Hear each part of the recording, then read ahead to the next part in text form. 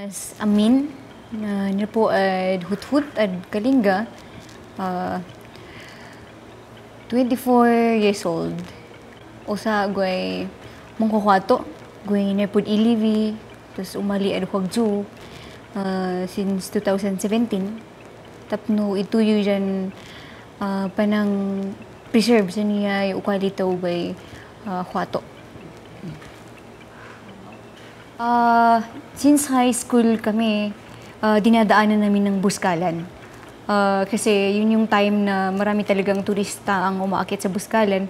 At napapanood namin sila, yung Buskalan community or si Wangod, napapanood namin sila na nagtatato. So yun ang pinakapangunahing naging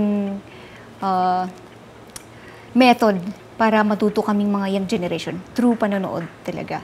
So, from Apo Wangod na, syempre mas siya yung kinikilala namin na oldest. Parang yung sabi niyang natatom.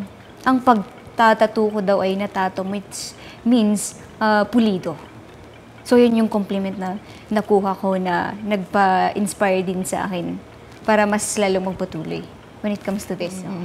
Sa mga kagaya ko din na mga mambabatok din na nasa Buskalan, siyempre may mga youngest, may mga middle age, which is good naman para mas magpatuloy at mapasa yung tattooing.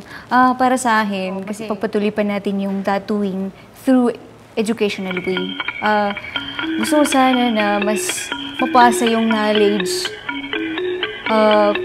para hindi siya mawala. Kasi siyempre ngayon, may mga iba't ibang designs na na-adapt na natin. At kailangan nating i-preserve yung sarili natin. Kailangan nating ma-maintain yung old patterns natin kasi yun yung identity na meron tayo. Noon, ang ginagawa kasi ng mababatok nun, sila yung nagde-decide or sila yung nagbibigay ng patterns. Pero nung nagkaroon na ng tourism, parang yun na rin isang naging adapt ng community na bigyan ng choice ang mga lowlands na gustong magkaroon ng tattoo. Kasi between ano na siya, personal choice and culture. Itong design na to, halo siya. Hindi siya fully traditional. Ito yung mga old patterns natin na mula sa ating mga ninuno from Kalinga. Ito yung